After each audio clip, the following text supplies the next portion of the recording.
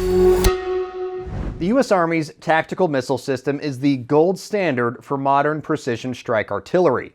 When it comes to staying on top, though, what works today won't work tomorrow. So the Army is developing a new long-range weapon called the Precision Strike Missile.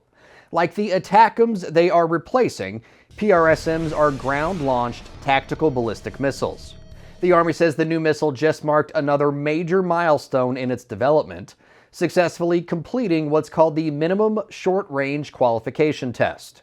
It's an exercise designed to push the missile's guidance systems to its limits, forcing the weapon to lock onto its target quickly. Short-range launches also give the missile less space to maneuver. Sharper turns and quick corrections are harder on the missile's components than a smooth flight, so the test also proved PrSM's structural integrity as well.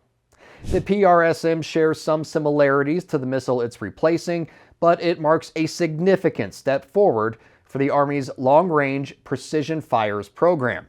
The PrSM's planned range will be between 37 and 403 miles, more than double the effective range of Atacms. The PrSM can also be fired from the M270 and HIMARS launchers, like Atacms, but the PrSM pods hold 2 missiles compared to the 1 missile launch pods Atacms use. Like so many modern weapon systems we've discussed at Straight Arrow, the new PrSM features an open architecture and modular design for easy upgrading.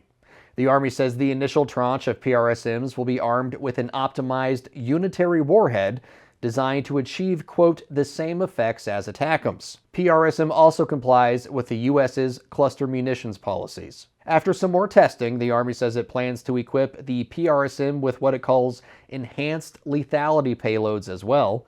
The missile will also be able to engage targets on land or at sea, a prospect which is piquing the interest of the United States Marine Corps. The Marines are rethinking power projection in the Pacific and are looking at all sorts of ways to put as many missiles on as many islands as possible. The Marines also use HIMARS launchers, and containerized versions of the PrSM are in development. Both would go a long way in creating a relatively inexpensive layered defense in the Pacific. Once the PrSM is operational, U.S. allies will likely see some benefits as well. The missile was developed in coordination with Australia. The government there wants to establish some long-range strike capabilities of its own to counter China.